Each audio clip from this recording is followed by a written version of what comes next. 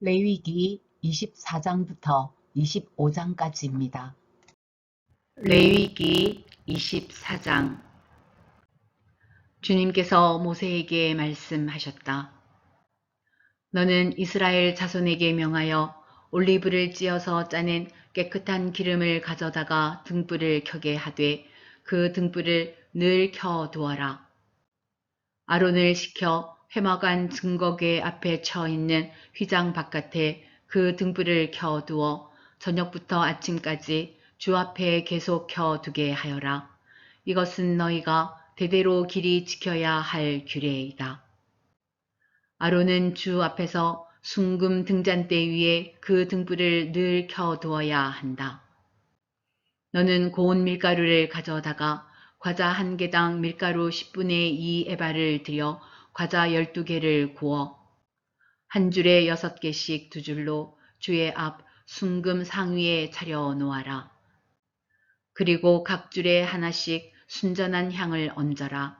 이 향은 과자 전부를 바치는 정성의 표시로 주에게 살라 바치는 제물이 된다.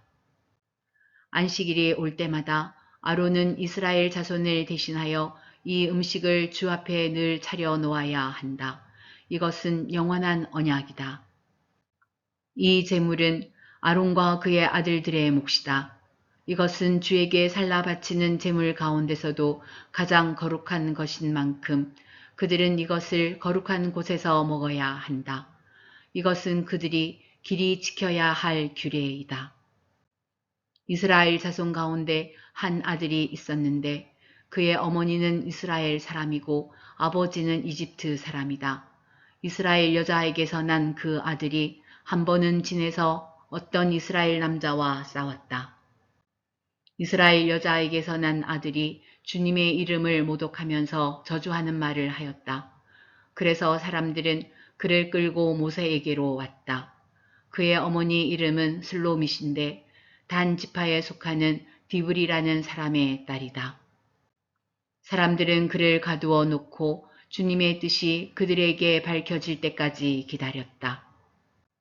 주님께서 모세에게 말씀하셨다.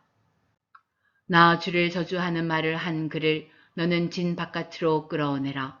나에게 저주하는 말을 들은 사람들이 모두 그 자의 머리 위에 손을 얹은 다음에 온 회중은 그를 돌로 쳐라. 그리고 너는 이스라엘 자손에게 하나님을 저주하는 사람은 누구든지 그 벌을 면하지 못한다고 일러라. 주의 이름을 모독하는 사람은 반드시 사형에 처해야 한다. 온 회중이 그를 돌로 쳐 죽여야 한다.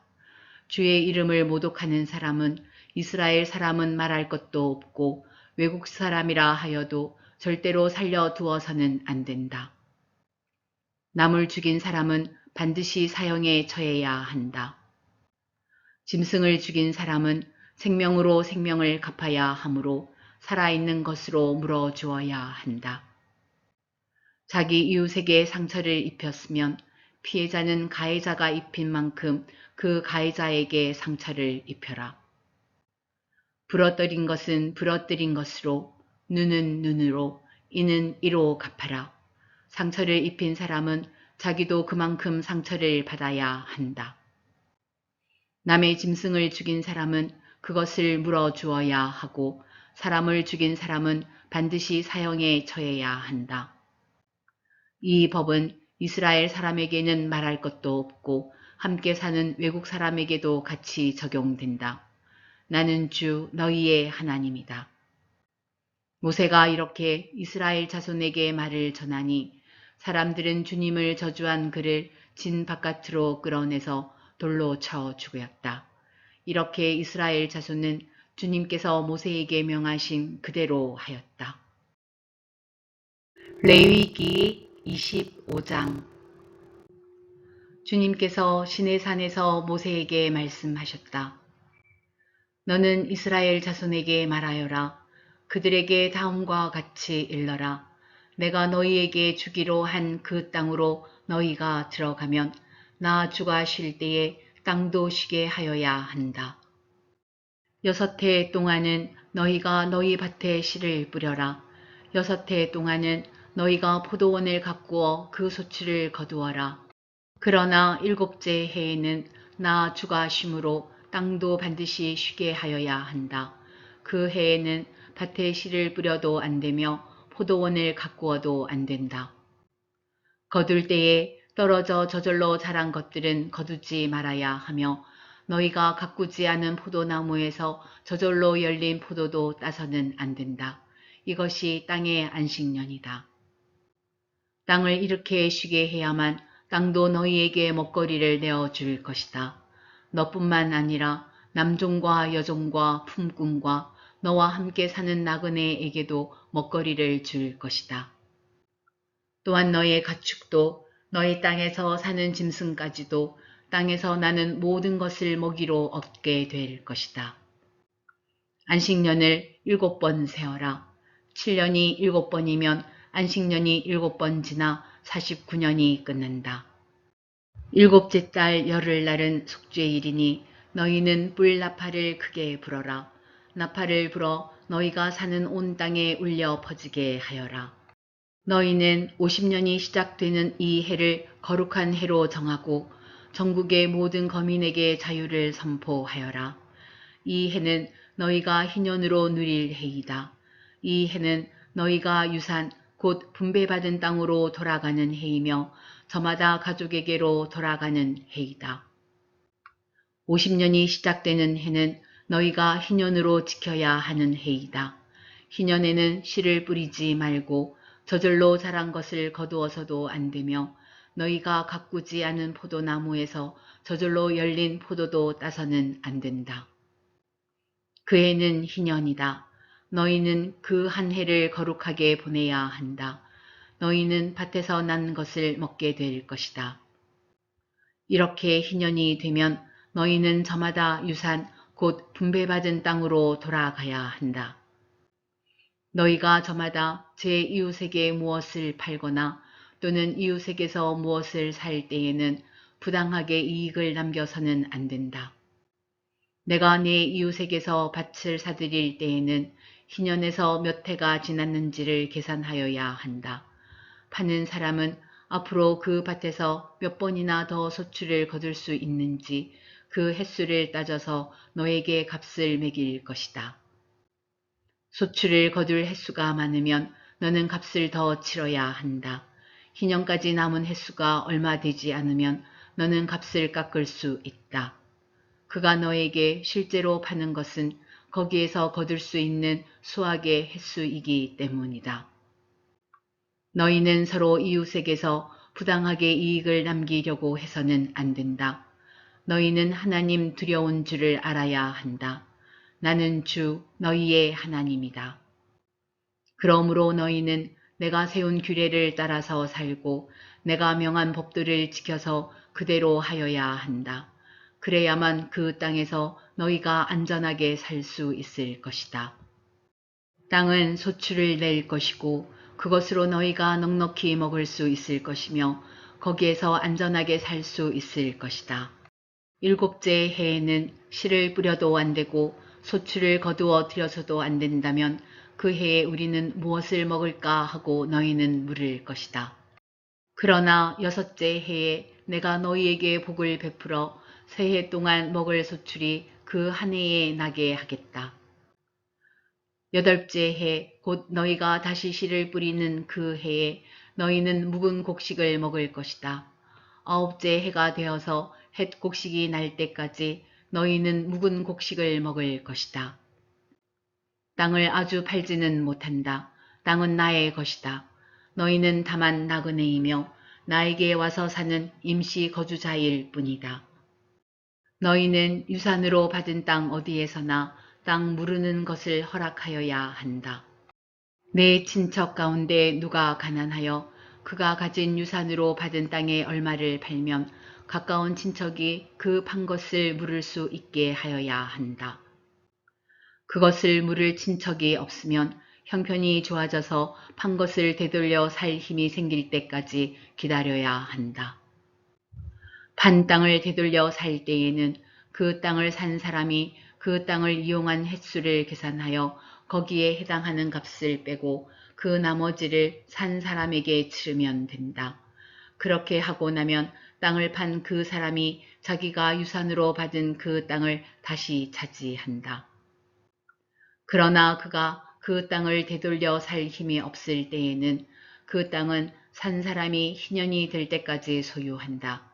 희년이 되면 땅은 본래의 임자에게 돌아간다. 땅을 판 사람은 그때에 가서야 유산, 곧 분배받은 그 땅을 다시 차지할 수 있다. 성곽 안에 있는 집을 팔았을 때에는 한 해 안에는 언제든지 되돌려 살 수 있다.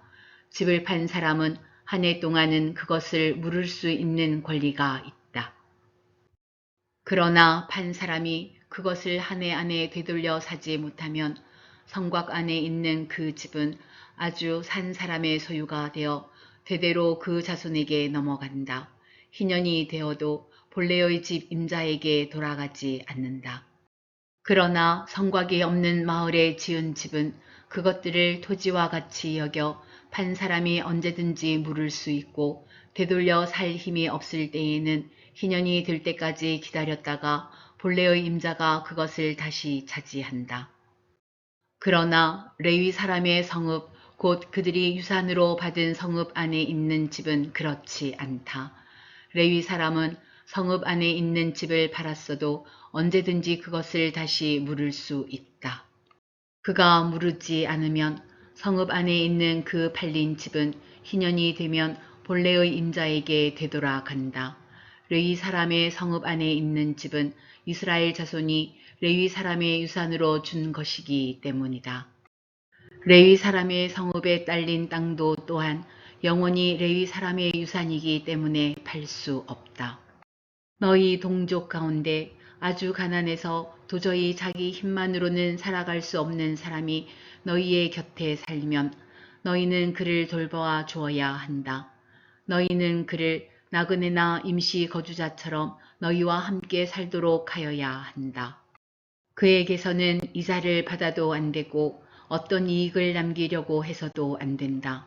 너희가 하나님 두려운 줄을 안다면 너희의 동족을 너희의 곁에 데리고 함께 살아야 한다. 너희는 그런 사람에게 이자를 받을 목적으로 돈을 꾸어 주거나 이익을 볼 셈으로 먹거리를 꾸어 주어서는 안 된다.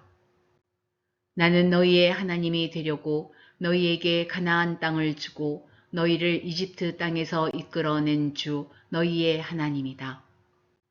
너희 곁에 사는 동족 가운데서 누군가가 가난하게 되어서 너희에게 종으로 팔려왔어도 너희는 그를 종 부리듯 해서는 안 된다. 너희는 그를 품꾼이나 임시 거주자처럼 너희의 곁에서 살도록 하여야 한다. 너희는 희년이 될 때까지만 그에게 일을 시키다가 희년이 되면 그가 자식들과 함께 너희를 떠나 자기 가족이 있는 조상에게서 받은 유산의 땅으로 돌아가도록 하여야 한다. 그들은 내가 이집트 땅에서 이끌어낸 나의 품꾼이므로 너희가 그들을 종으로 팔 수 없다. 너희는 그를 고되게 부려서도 안 된다. 모름지기 너희는 하나님 두려운 줄을 알아야 한다. 너희가 남종이나 여종을 두려면 너희의 주변에 있는 여러 나라에서 남종이나 여종을 사들일 수 있다. 너희는 또 너희와 함께 사는 외국인 거주자의 자손 가운데서나 너희의 땅에서 태어나서 너희와 함께 사는 그들의 가족 가운데서 종을 사서 너희의 소유로 삼을 수 있다. 너희는 또 그 종들을 너희의 자손에게 영원한 유산으로 물려줄 수도 있다.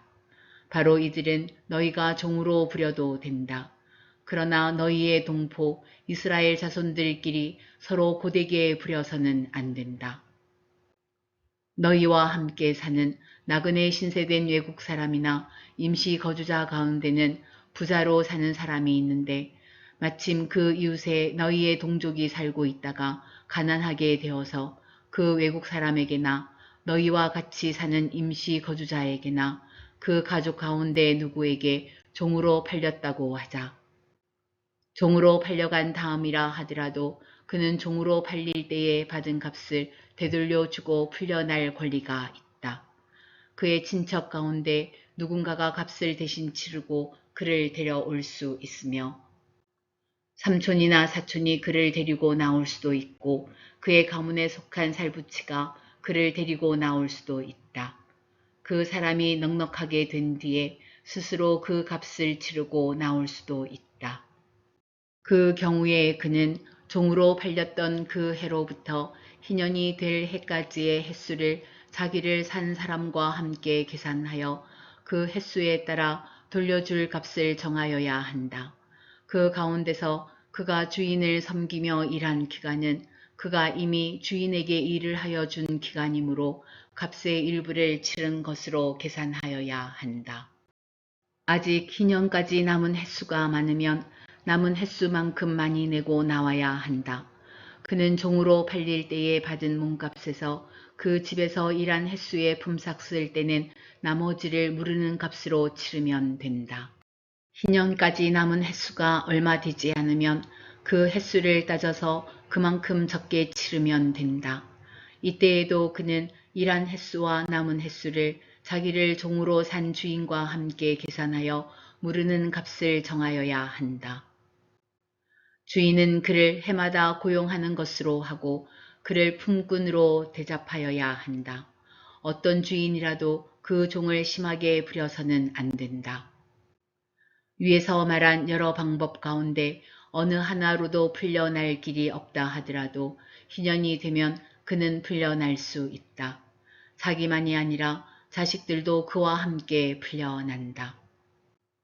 이스라엘 자손은 나에게 속한 나의 품꾼이기 때문이다. 그들은 내가 이집트 땅에서 이끌어낸 나의 품꾼이다. 내가 주 너희의 하나님이다.